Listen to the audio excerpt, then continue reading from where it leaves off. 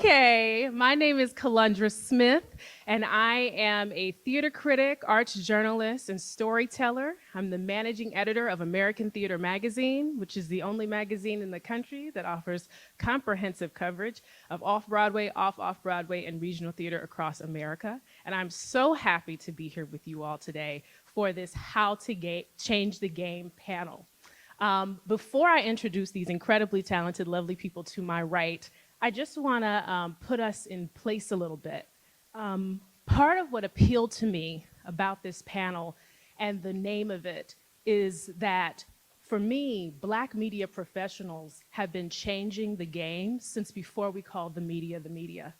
If we want to look at the history of the United States of America, some of the first Black media professionals in the 19th century were starting their own newsletters and newspapers and advertising agencies in search of relatives who had been sold off of plantations after the Civil War, right?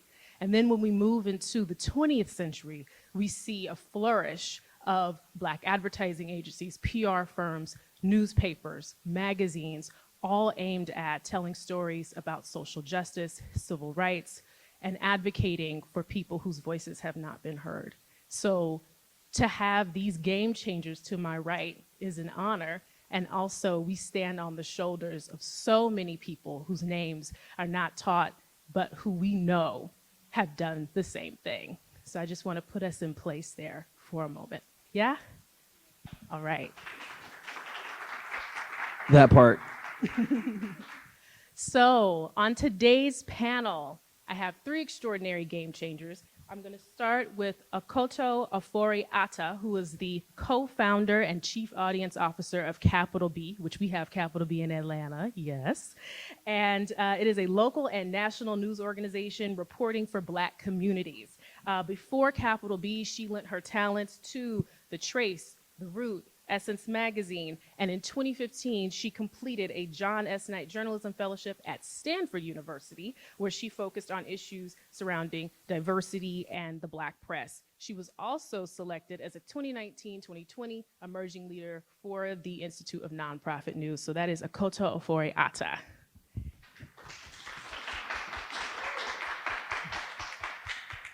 And then next we have Fatou Berry, who describes herself as a communication strategist, equity advocate, and community builder. But I, reading about you, would call you a restorative justice warrior. I'm just gonna put that out there. She is the founder of PR Girl Manifesto, a nonprofit online community 40,000 strong, providing community and support for PR and communications professionals around the world. She is also the co-founder of Hold the Press, which is an accountability tool that measures whether or not news organizations, PR, and advertising places are practicing equitable hiring and engagement practices. So that is Fatou Berry.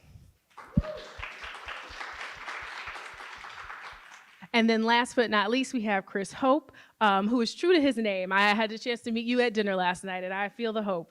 He is the founder of the Loop Lab Studio, which are workplace development programs to help people of color have careers in media. From content creation to event technology, they cover it all.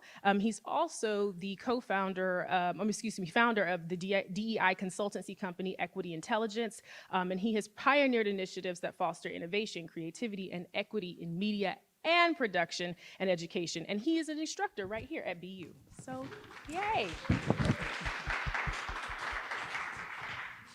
So I want to start us off because I know that we have students in the room and students who are streaming online. And I just want to start us off with a simple question, which is, can each of you tell us a bit about where did you go to college, what was your major, and then what were some of the things you did in school that helped prepare you for what you're doing today? Because I think that's important for students to hear those things. Hi, everybody. Can you hear me? Great. Happy to be here. Talking to students is one of my favorite things to do, so I always try to make time for it. I graduated from Hampton University in 2005 with a degree in print journalism. I had known since I was 10 that I wanted to be a journalist. I hadn't quite thought about the public service aspects of it, but I liked to write. I was nosy. My parents were like, you should be a journalist. And I was like, there it is. So while I was there, I didn't have a minor, but I did. I do remember taking a lot of history classes, a lot of sociology classes, and that was the point where I really started to understand how journalism can be a really powerful tool for change. And I'll stop there. Pass it to Fatou. Of course. Unlike my lovely panelists, I did not know what I wanted to do. I went to Buffalo State University. To give some context, I come from a pretty traditional West African family. Both of my sisters are in public health, one who graduated from BU, actually, so it's great to be back here. And so I am the creative in my family, right? I'm the outlier. I'm the one that's like, well, I'm not really into medicine. I'm not really into like law or anything that's I'm supposed to do. I want to go and study fashion and be the next Black Anna Wintour. That's where I thought I was going to be. So I went to Buffalo State University with a major in fashion merchandising and a minor in creative writing, and hated it. Absolutely hated it. But I also had so much pride that I was not about to go and tell my mother that like I hated the thing. I was going to find something else. And so I wandered into the public communications department and was like, this sounds like not big of a departure from what I originally wanted to do. Public relations gives me the ability to still work in fashion, but not necessarily like be a fashion merchandiser, and ended up loving it. While I was in undergrad, I did too much. That's what my friends always said, I did the absolute most. And so I was an RA, I was AVP of Public Relations on Student Government, and I also was the president of the Fashion Students Association. I think a bunch of like those responsibilities actually help prepare me for the industry that I'm in, because a lot of that is people facing, right? It is having to, one, I think like navigate relationships, having to see, you know, how people work in environments and really like kind of saying, what does everybody need? And so those were some of the things that I did that I believe helped prepare me for my current role. Hello, everyone. Christopher Hope. My beginnings in media and exposure to media actually started with my mother's education in higher ed. So in the early 90s, at the time she was pursuing an associate's degree, her dream and vision was to be a camera woman. She wanted to be a media creator. And as you can imagine, thankfully, she would take me along with her as a young child when she was doing her paid internship at a local NBC station in Atlanta. And I was just so enamored by all the busyness happening behind the scenes with all the below the line workers, right? Seeing people scatter around, equipment getting drawn out, people running around. It was just such a fascinating thing. And it was a great exposure. But then on the other side of it, I saw how she struggled. Being a young Black woman in media in the early 90s, dealing with sexism and racism. And so unfortunately, she decided ultimately not to go that route. Her name is Renee Hope, and that left a mark on me. And so when I went to college, I went to Tufts University, I actually decided not to go into media, seeing how she suffered. And sure enough, I've always been interested though, so even though my major was in comparative religion, I still was heavily involved in the local Tufts radio station, had my own radio station or show called Hip Hop Radio, and I just kind of kept up that fascination. Because the idea of storytelling always fascinated me. Stories, it's what motivates people, it's what compels people, and it's something I'm very passionate about. And long story short, after graduating from Tufts, I decided to get into the work that I'm doing now. Big part of that is, one, my mother passed away at the age of 57 from a heroin overdose. And a big part of that is what happens to a dream when a dream is deferred. And it's the reason why I do what I do here at the College of Communications and supporting underestimated young adults, but also at the Loop Lab. Thank you so much for that. Yeah, clap for that. So I'd like to hear from each of you about what your experience was in media that made you go, was there a specific moment that made you go, I've got to start my own thing? Because I feel like for every entrepreneur, founder, there's a moment where you go, this is not going to work as it is. I've got to do something different for myself. So I'd love to hear from each of you, whoever wants to go first. Is there a specific moment? What was your experience? I can start. Yes, so PR has a long track history of I'm trying to figure out the most politically correct way to say this, of having a diversity issue, right? It is much better now than it was when I came into the industry, but in 2014, there was a very specific type of person that the industry catered to, and that was white dominant. At just the industry level, it was white dominant. At the CEO level, it was white male dominant. So I wasn't seeing myself in any of the spaces that I wanted to be in within the PR industry. It felt as though you had to fit a certain type of just identity to be perceived as valuable, and to also like go far in the industry. So not just enter the industry, but have longevity in the industry. My friends and I have a joke that we all started in PR, but I'm the only person who stayed in it. And it's because the way that the industry has operated for so long has been at the detriment of people that look like me, as well as people who come from nonlinear backgrounds. And so for me, the moment was when I realized that I was entering an industry where I was always the only Black woman in the room. Going even further than that, I was always the only Black immigrant in the room, right? And so for me, this wasn't something that was happening in a silo. My experience wasn't unique. It was one that many other people were experiencing. And what what PR Go Manifesto does is not new. Professional trade organizations are not new. Mentorship is not new. Fellowship is not new. However, even in these spaces, I think there's a certain quota, like a status quo, that a lot of us feel as though we need to help uphold or we need to adhere to in order to be successful. And for me, a big thing has always just been able to show up as you are, right? I am very lax in the way that I communicate. I believe in being a person, right? And bringing humanity to any type of work that I do. And it felt like that was lacking. So for me, the moment was when I was entering these rooms and realizing that I could not see another person that looked like me, and that felt like an issue. It also felt like an issue to continue to see myself and my colleagues at other agencies have to do 3 times the work. One, I think, to be acknowledged, and then to also just get access, right? Because it's not just about being in this space. It's about, do you have the resources? Are people committed to your personal development and your professional development the same way that they are to people that, might not look like you?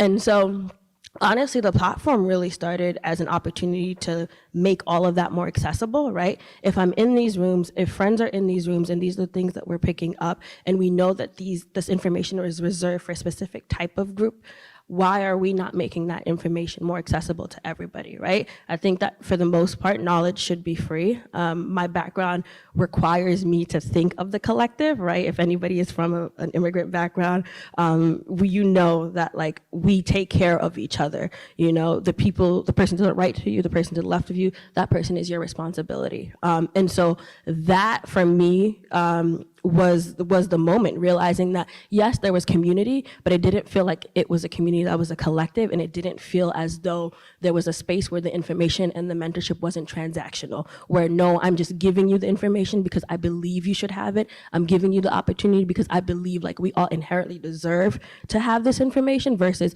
what can you do for me if I give you this information?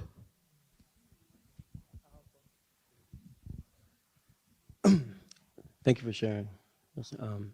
For me, I would say it started with, in terms of me creating the Loop Lab, the nonprofit social enterprise, 9 years ago, almost close to a decade ago. So at that time, I was the director of admissions for, I'm not going to put their name out there, a major national workforce development program. And it was very corporate based, because a big part of what they were doing was developing talent for corporate America. And in that space, unfortunately, I feel like they had adopted some of the bad behaviors and practices in terms of structural and systematic racism that we see in major corporations and finance and et cetera. And so what I would often see is a lot of young Black and brown young adults, 18 to 26, that go through the program. And if they didn't fit a certain type of corporate mold, they would fall through the cracks. Now, these were young adults, mostly Black and brown, coming from Mattapan, Dorchester, Roxbury, different neighborhoods in the greater Boston area that are highly underestimated. I don't say, by the way, I don't say underrepresented. No, we're going to say underestimated, because that's exactly what it is. Long story short, I made some of these these reports known to higher ups, and I started to feel the push. right? And we don't talk about the push, and it happens in all of these mostly PWI institutions, right? Where you start to be othered, and when you try to report something, it's usually discarded, and we got to get rid of this person. And so that was a really traumatic at the time situation for me, because I ultimately was fired on Valentine's Day of all times, all days.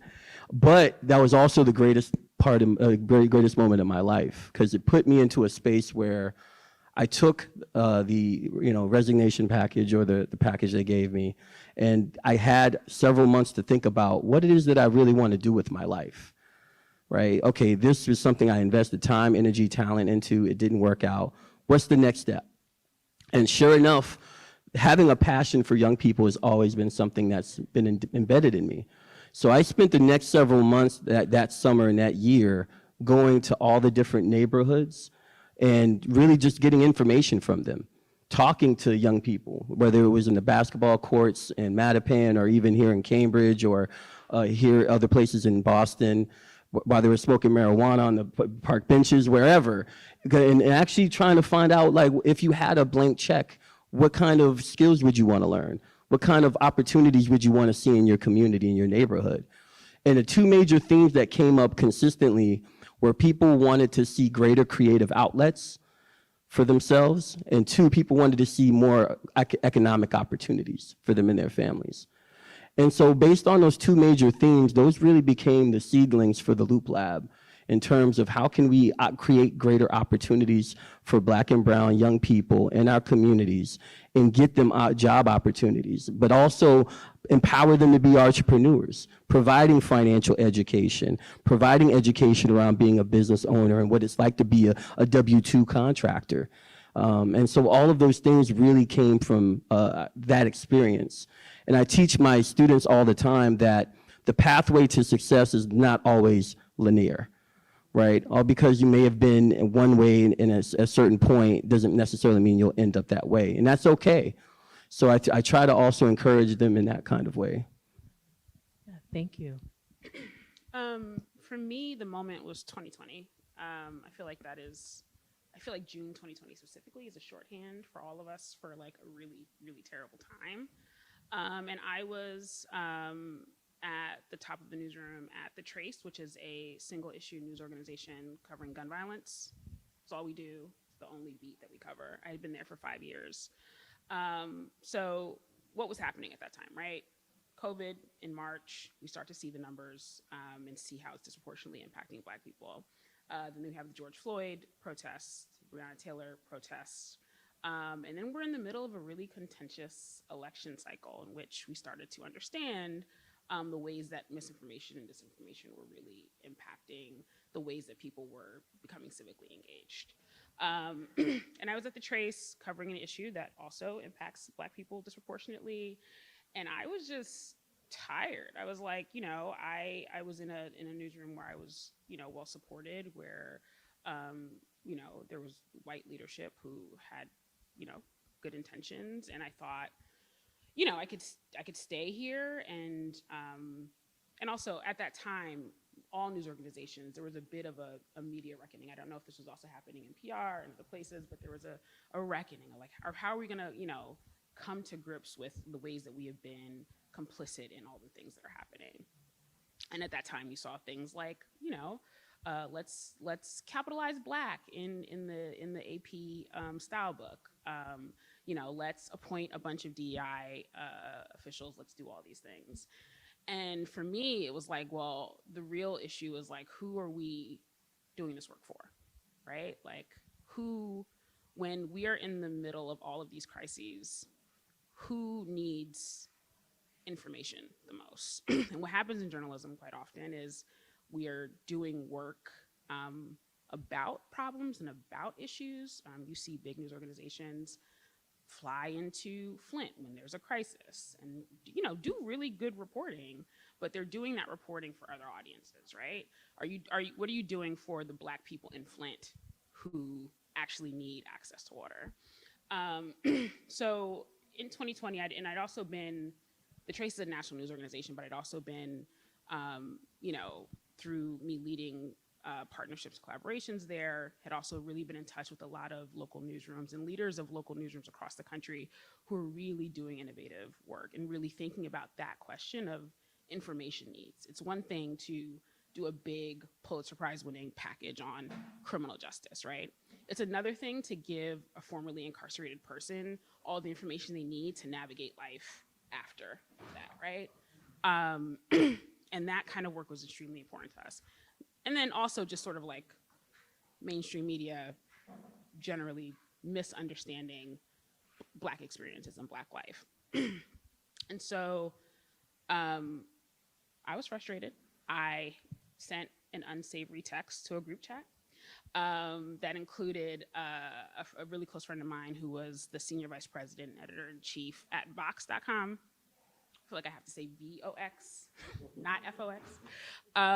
And she was having similar feelings. You know, she was a Black woman, surprise, surprise, doing 2 high-level jobs at once, feeling the weight of all of that. And we thought, and we had also worked together through 10 years prior to that.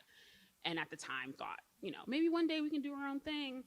And then fast forward 10 years later, we actually had the experience, the skills to actually pull it off. So we got together and thought that, like, you know, put together the idea for Capital B and thought like, oh, okay, maybe in a couple years this will take off. But once we put it out there, the response was so overwhelming, we couldn't really put it back in the box. So. And one of the things I think is such a great through line of all of your answers is that there's no substitute for going where the people are, for seeing the need and finding a way to fill it. Which brings me to my next question, which is, and you were getting to this, when did you know you were on to something? Like, when did you start to see like, okay, I've lit a match and it's catching fire? For me, I think it was just seeing the community grow and the response to it. Again, like what the platform and then the nonprofit has become was not the intention, right? It was, let's make information accessible. Sure, let's build community around it, but let's just make information accessible. And to start to get messages, right, very early on, let me run it back. So first, this is the early age of like communities on social media. So now I think community building as a lead generation is something that people are very familiar with. Every brand is trying to do community. And so to see a community grow so fast for me, with no well-known brand attached to it, right? We're not like a Reagan, we're not, PR. We're not any of those platforms. We were generally small. But to see that start to grow on social, especially at a time where traditional PR was still, I think, the mainstream, where people weren't looking at traditional PR methods, I knew that I had something. But then I think when I started to see like the real life impact of what we were doing, right, of getting messages and emails from members of the community that were like, this is what I've been looking for. I didn't know like that it was, but this is what I've been looking for, where I can go on a platform, I can see, you know, Black and brown comm professionals featured. I can learn about them. I can see them celebrated and highlighted. That was the moment that I knew I was onto something. And then the second moment was when I realized that we were getting recognition within the industry from other organizations, right? So it wasn't on my, you know, trajectory to be on PRSA's radar or any of these other organizations, but we were, and they were reaching out, and I'm like, okay, we're doing something different here, and it's not even intentional, because again, I'm just putting things out there that reflect my lived experience and the lived experiences that I don't see, you know, highlighted enough. So we weren't trying to disrupt anything, but we ended up doing that in some ways. And so I think those were the two moments: one, seeing the impact on the community, and then two, seeing kind of the industry itself start to recognize the work that we were doing. For us, it was really like, you know, talking to and passing our ideas and our vision through, you know, our network, our peer group, folks who we respected. And I think that's really, really key for young people to remember, that like when you are navigating your career, yes, mentorship is very important, and people who have more experience than you is critical.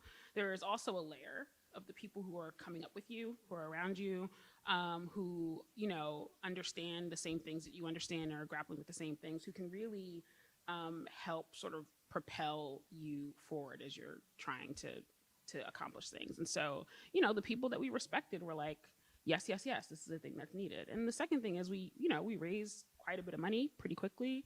And I think it's because the need for something that,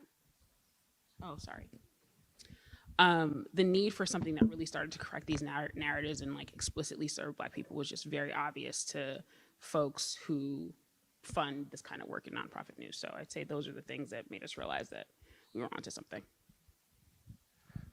I would share that back in those days when I was actually starting up the Loop Lab and really finding out what this is, because one of the things that I really believe in is we should never parachute our presuppositions of what the problem is or who the problem is or whatever. Like for me at that point, it was about information gathering.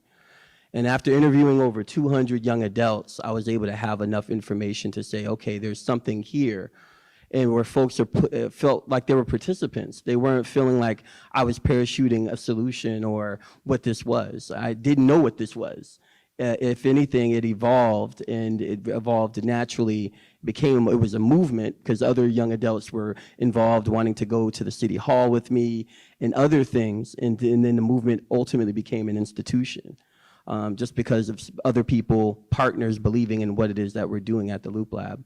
I'll never forget, and one of the things I want to name here, because all three of us, Phil, and four of us even, are entrepreneurs in our own way, the level of resiliency that it requires, the level of grit that it requires to start a new venture and endeavor, not really knowing where this is going, it takes bravery. And that is something that I think I want to really commend all of you on. Speaking for myself, I will say it also took a level of faith. And what I mean by that is I'll never forget back in that same year when I was unemployed but still trying to figure things out and doing this work, I wrote myself a check for $250,000 and I put it in my wallet and I would look at it, meditate over it, pray over it.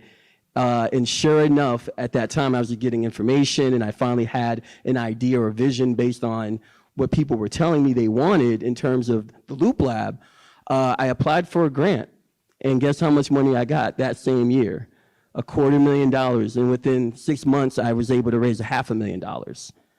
So that allowed me to hire people and to really have a great start as a Black-led business, a Black-led organization. When we talk about, oftentimes, unfortunately, Black-led organizations being under-resourced, understaffed. Thankfully, it was the other way. So I want to encourage all of you, but also the students here, to think in life in that kind of way where you're seeking internal validation for a vision or a dream that you have, whatever that is, starting your own marketing agency or getting out there, because I think that ultimately that internal validation is what's going to drive you. Can I just say something really quick about the under-resourced? That is such an important point. And one of the things that drew me and my co-founder together when we were at the Root, and I think anyone who's worked in the Black press, you have to do a lot with a little. And when we went to funders, we were like, that's over. This is a big idea. If you're trying to back us, we need real backing. And the expectation that we are going to, try to, struggle our way to reaching our mission is not gonna work. We need to play Black journalists fairly. They need the space and the time to do their work, and to do that, we need to make sure that they have salary packages that feel supportive. And so I think that's another thing as you think about what you need. Reject the scarcity mindset. There is a lot of money and a lot of funding out there. It's just how people are choosing to use it to support some of these causes. Yeah, it's all good. No, I think that's so important because we know that investment, I mean, we heard it in the previous panel, investment in Black media it's not equitable. And so you have to be creative, innovative in different ways. But what I want to know, because there's a student out there's somebody out here who they have a nugget of an idea in their head and they're like, I want to start this thing, but I'm not sure, and all of those things. I want to pitch a question to you all, which is, when it comes to how you measure success, not the external stuff of being able to raise a certain amount of money or get a certain type of investment, but when you're an entrepreneur, you have to have a different sort of way of measuring success, because if it's somebody, you know, blue checked me, so to speak, that's very, very fickle, right? So I would love to know, how are you measuring success for yourself internally?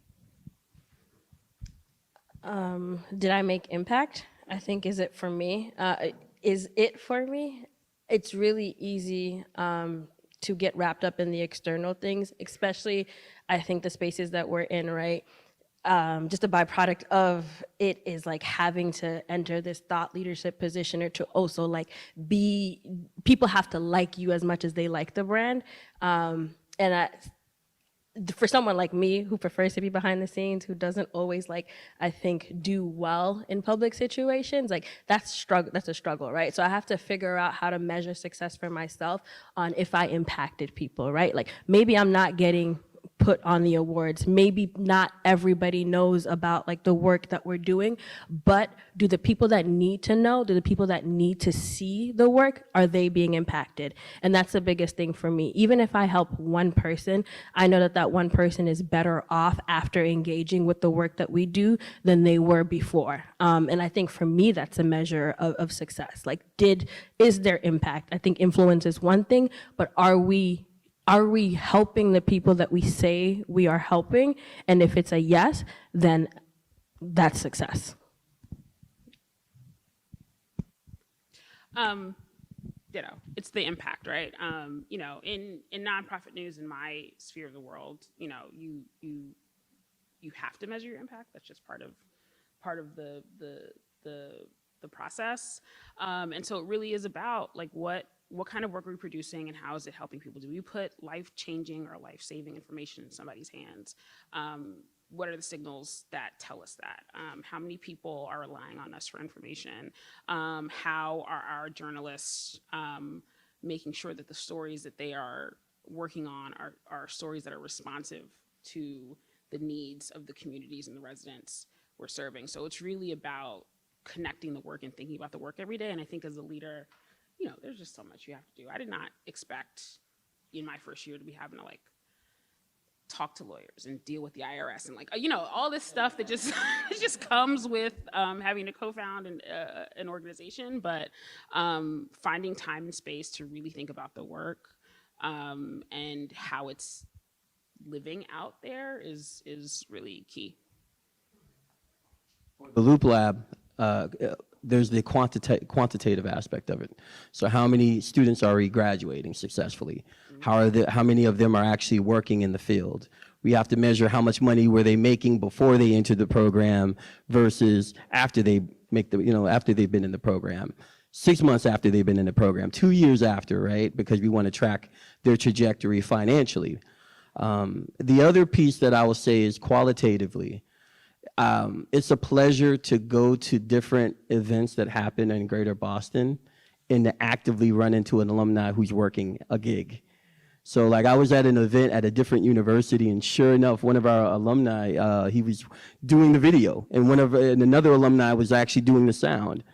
And I didn't know about it, but it's just like I'm running into folks. Even last night I was at a foundation event before dinner last night with the BU folks here, and it was amazing to see two of our alumni working a gig, doing photography. So I feel like personally that tells us that we're succeeding in our mission. That to see these Black women getting opportunities and these folks that highly underestimated behind the camera, if not in front of the camera, getting opportunities and being able to feed their families and make a living in media. Yeah, it's very gratifying. No, it's all good. It's all good. So before I turn it over for Q&A, I have a couple more questions, just a couple more. I promise y'all I'm gonna turn it over. So I wanna know, because I think this is important, what mistake did you make and how did you recover? Because you're gonna make mistakes, right? I mean, we don't have enough time, right, to talk about the mistakes. What is a mistake that comes to mind that you made, a misstep, something you didn't know, and how did you recover when you were starting your venture? I would say, okay, so Capital B, local national news organization, in its design, it's meant to grow and become very big, right? We also launched in 2022 at this point. The workforce is mostly remote. We had decided that we were going to be all remote. All of us had experience working remote at that time. What we didn't really account for was what it means to have always been remote, having started remote, having an opportunity to build bonds, connections with people that you typically would have, like most of us would have, when you're working in the same office space with folks, right? And I say that because what that all means is like the focus on culture, and I think that is critical for folks anyone who's thinking about, building an organization. As much as we think about the journalism, as much as we think about the business side and how we're going to remain sustainable, we also think about the culture of the organization. One of the things that I learned, that I found to be really true in my executive training is that, ventures it's not often ideas. It's not often like money. It's often like the people management and interpersonal stuff where ventures live or die, right? And so really being intentional about, what your communication styles are like virtually.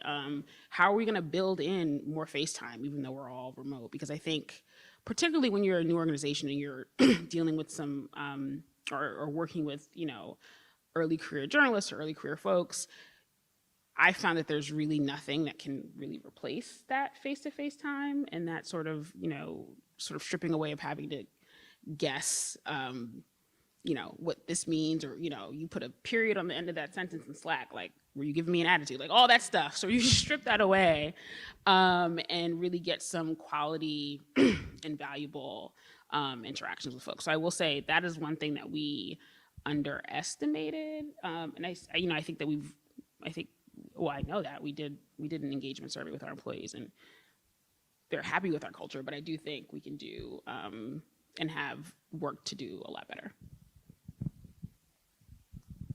Yeah, for me, I think trying to do too much too fast by the standards of others. And so I think when you're an entrepreneur, it's really easy, right? People are like, scale, right? Like you have to scale. It's a thing. And I think for me, listening to that, right, and feeling as though I had to scale in that moment and I had to hit the pinnacle of like what was going to be success then and there, because if I don't, we're gonna lose momentum. I think that was the biggest mistake, because what really that ended up having me do is just being everywhere where I didn't need to be and not realizing that being slow and sustainable was actually like the superpower behind the work that we were doing. We don't have to do all of the things. We don't have to like take every opportunity. Like I'm only responsible for taking the opportunities that I know are going to serve our community and what we're building in the right ways. And so I think that was definitely the mistake that I made. And now I'm happy to report that I definitely like say no more to opportunities and things that we could be doing than I say yes. And I think we do what we do really well. We do content really well. We do fellowship really well. And those are the things that I think, have been the reason why we've been able to sustain for almost 10 years now. So I'd say be slow and sustainable has been the way for us. Absolutely. Before you answer, I think that's something that's so important, because we're taught so often as people of color that you got to say yes to everything because there's that scarcity mindset. And so it's that, like you said, Akoto, you've got to get out of the scarcity mindset. You can say no because all you need is the right yes, right? Yeah, absolutely. Okay, Chris, sorry, go ahead. I think these are all really great points, and I share in their impact. So for me, I will share that early on, I underestimated the impact of, or the reality of, how everything rises and falls on human beings. And really the team that you put together is essential in the work that you're going to do. And so what I mean by that on a deeper level is the people that you bring onto your vision, your social enterprise or enterprise, they really do have to authentically, not performatively, authentically share your ideals and share your mission statement and share your vision for what you're trying to achieve. Early on in the beginning, I had, hired some folks, and, one of the individuals, there were some flags, but I just wanted to get going, right? I had the funding, people are obviously expecting you to deliver, and there's that pressure. And so we were off to the races, but in the long run, it ended up biting me on the butt. And so thankfully now everything is great. I love my team and the team that I have, but that caused a lot of pain and for the organization and the culture, not having someone who was a fit for the culture of what we were trying to do, which is an anti-racist, anti-sexist environment. So with that being said, I definitely want to encourage others to really make sure you know what your principles are as a leader, and make sure that you're standing on those and that your business is standing on principles as well. Thank you. So we're going to turn it over to Q&A, but right before we do, really quick, each of you shout out your handle where they can follow you. So whether you do LinkedIn, Instagram, TikTok, whichever one, shout your handle. Lord, I just changed it. I forgot. Twitter and IG is Akoto, my first name, _OA. And then LinkedIn is /Akoto616. Instagram and Twitter, it's Fatou with the ITS in it, FATOUB, and LinkedIn, it's just Fatou Barry. I'll give you the URL to our website. That is www.thelooplab.org. You'll find a message from Boston Mayor Michelle Wu on that, the front page. As far as the IG handle, it is @WeAreTheLoopLab. Same thing with our Facebook, @WeAreTheLoopLab. My handle on IG is @ChristopherC.Hope, HOPE. Thank you. And I'll just quickly say IG, I'm another piece of K, Twitter, piece of K. All right. So, questions? Yes. I see hands. Thank you so much. Thank you so much. It was so inspiring to hear from you all. I guess you touched on it a little bit. Just when you are a person of color, there is this level of excellence that it comes from family, it comes from community. How do you all take time to take care of yourself? Because burnout is so real for people of color. And I think when you are so ambitious, sometimes you end up losing yourself. So what are the things that you did to make sure that you could be sustainable in the success of the ventures that you're leading? So I am a recovering workaholic, a recovering perfectionist, a recovering I must do this. And so there are a few things. Life has exponentially changed for me, which I'm super happy about. The first being that I have an airplane mode Monday. So my weekend is actually 3 days. And that is because Monday is my reset day. I fully believe that my weekend should be my weekend, including Saturday and all of Sunday. And so Monday is the day that I'm off grid, right? People know not to reach out to me. Or if they do, they know they're not gonna hear from me until Tuesday. That has helped me a lot. I also think, just scheduling, right? The same rest and reset and recalibration. With anything, if you don't have the intention to do it, it's going to get overlooked, right? So it's in my calendar that all right, I want to stop working at 5, get up. It says you need to get up from your desk. Once a month, right? I need to have a day where I feel as though I'm pouring into myself. My mornings, right? It's a B to wake up at 4:35 a.m. But if I don't do that, then the day happens to me and not for me. So being able to carve out those 2 to 3 hours in the morning where no one can get in contact with me, my nieces and my nephews are sleeping. So there's no oh, I need attention, I need this, I need that. It's just for me to do the things that make me feel whole, to journal, to work out, to listen to white noise, whatever I need to do, I've got those 2 to 3 hours to do so. So just being intentional about well-being. Okay, a couple of things. I think that there can be a lot of pressure to define self-care as a very specific thing. And to be honest, the truth is I love my job, right? And so I find there are moments on Saturdays or Sundays where thinking through a problem for work is like actually energizing to me, and not draining in the way it would be if I was like doing what I was doing before. And so just being honest with yourself about like, you know, and also, I'm sure this is true for all of us, like, you know, I'm in Monday through Friday, I'm in meetings all the time. Like, no one tells you that that's the actual job, right? Like, just meetings and talking to people. And so when I have time to think creatively about problem solving, if I feel like doing this on a time off, then I do it. And if I don't, I don't. And I just honor that. And I don't make it a bigger thing than it needs to be, right? I think the most important thing is like how I feel and how I'm honoring what I'm feeling energy-wise. Then also, I have a 1-year-old, and like that just sort of forces you to have boundaries in a way that like I wouldn't before, and like I want to hang out with her. So, you know, phones off, computers down, and that's it. And so I do make time for that. I also, you know, I'm pretty committed to a workout program, and you know, taking walks, and you know, just really thinking about the things that energize me and finding time to do them is really what I do. I would say for me, it's following Sabbath. There's a reason why it exists and why it's there. That's the day of rest and a day for one to really have reflection, prayer, meditation. So for me, that is, you know, Saturday, people know, right, that I disconnect. Aside from that, I would say I check in with myself in a way where it's thinking about all the things I love to do, and am I doing them? You know, because there's things that you have to do, but there's things that you love doing. Some people like crocheting and knitting. Some people, I like going to shows and performances, you know, and I can kind of gauge whether or not have I been doing that, right, or have I been too busy.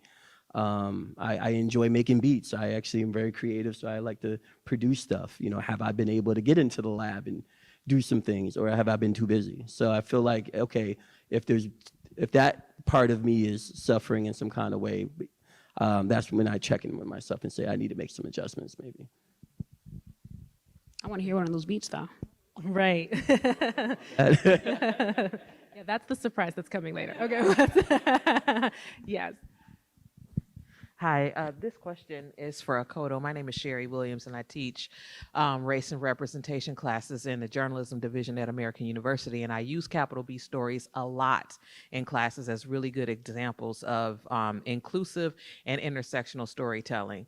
And what I have found with capital B in the short time that you all have been around, you have done stories that I feel like the legacy media should have been doing. Like one of the ones that I use in class that I think is really good is like the 10th anniversary of the Trayvon Martin killing and the Trayvon generation story that Simone Sebastian did. You all did a really good job after people were done with Flint.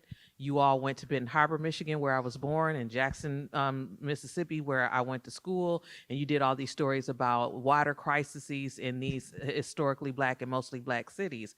Now, these are stories, like the angles that you all took were very Black, and also like took a really good look at institutional racism and like historic policy neglect and all that kind of stuff. But everybody is not going to get an opportunity to do those kinds of stories and work at well, not just do the stories, but work at capital B where they have that kind of latitude and support. So for students and journalists who want to change the game with their journalism, but they don't have the opportunity to work with editors at a capital B, what kind of suggestions would you have for them to be able to write those impactful stories, even if they feel like they don't have the support to do them? What would you suggest for them? First of all, thank you so much for being a reader of Capital B and for teaching Capital B. That means the world to us. That is really hard. And, you know, I wanna be like, come to Capital B, you know, come to Death Row. But some of you might be too young to know that reference. But, you know, you're right. We can't hire every single Black, as much as I would love to, we can't hire every single Black media professional in the country.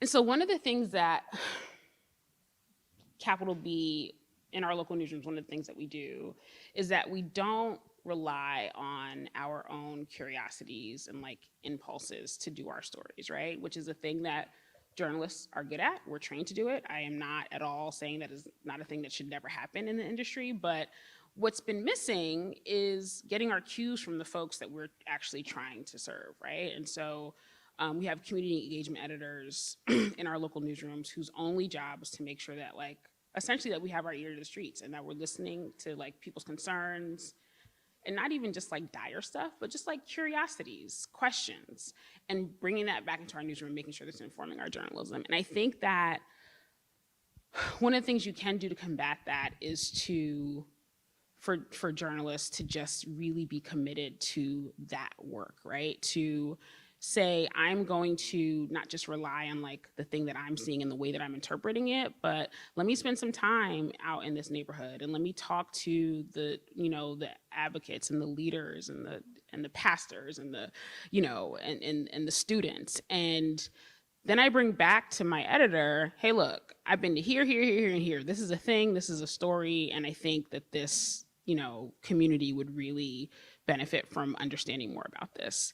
You know, that obviously has its limitations because I think there's a lot of, unfortunately, white editors or editors at legacy publications who won't see the value in reporting for that audience. But I do think that if you come from a place of like, it's not just me, I've done the work, I've done the actual reporting to understand this problem or this, you know, challenge and present that as the way that you sort of get in. Any other questions before we conclude? I think we have time for one more. Anybody? Okay, I see hands.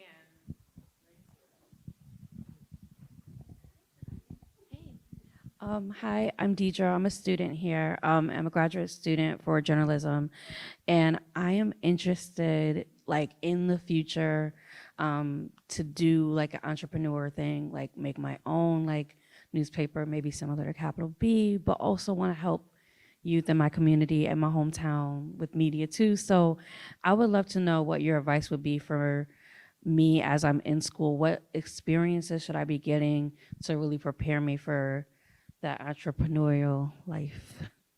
Your name is Deirdre? Nice to meet you. First is you should take my class, Media Entrepreneurship, at the College of Communications. Good note, good note. That's the first thing. We got to get you in the spring semester. I'll even let you sit in on some classes this semester if you want. You know, we'll get in contact. The second thing is I think that outside of campus, the big thing that you can start doing is interning, like learning, really finding out how other entrepreneurs move and operate is very helpful. I had several mentors, like I'm sure everyone else here had mentors that could really get an insight as to the day-to-day of what it really takes to start something and to keep and to sustain it. And so I want to encourage that. I want to encourage you, and definitely we'll talk offline. So this might be not unconventional, but maybe like a different way of doing it. I knew that my future had some sort of entrepreneurism in it. So in undergrad, I started a like pro bono free agency called Collegiate Crown, right? I knew that I went to school in Buffalo. There's not much, if I'm being honest, when it comes to being in like the industry that I'm in to be able to tap into. So most of my internships were virtual, but I knew that I wanted just something that was like tangible that I could do. And my campus didn't have a school agency at that, some PRSSAs do, mine did it. So I started an agency called Collegiate Crown.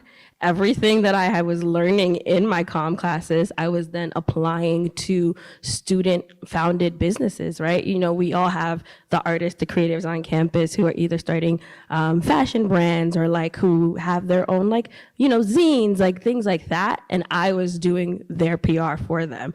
And that really gave me so much, I think, just like real world applicable experience, even as I was failing, right? I was failing forward.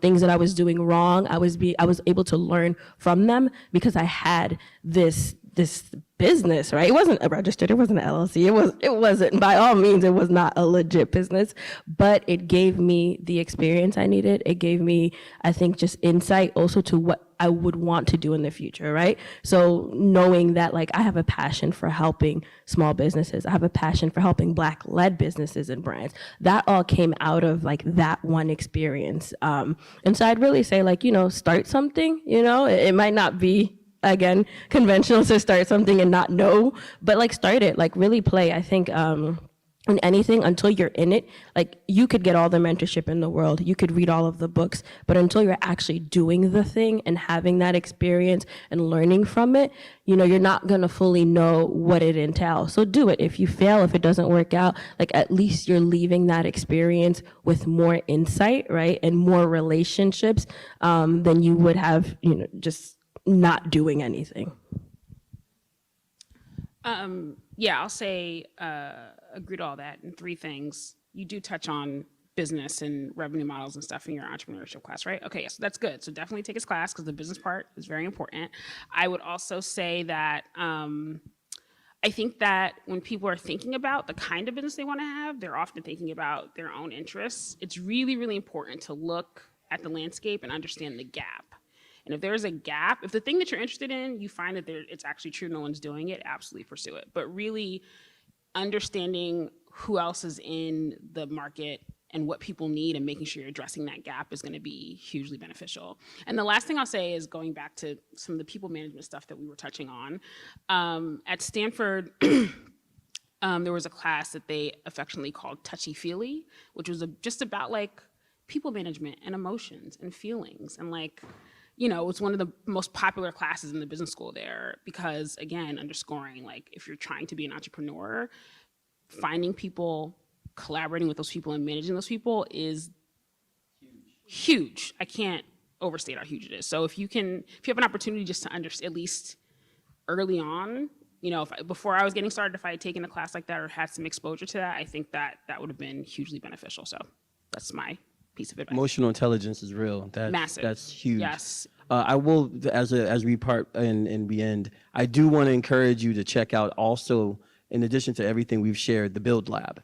You are privileged in a space here at Boston University to have access to the Build Lab, which is innovated at BU, which is really there to support startups that are affiliated with BU. And so similar to what you were saying about, you know, if you had a venture idea at some point during your tenure here, or even after, you could actually test it out. I'm the social entrepreneur in residence at the Build Lab, and so definitely for those who may or may not know about it, please learn more.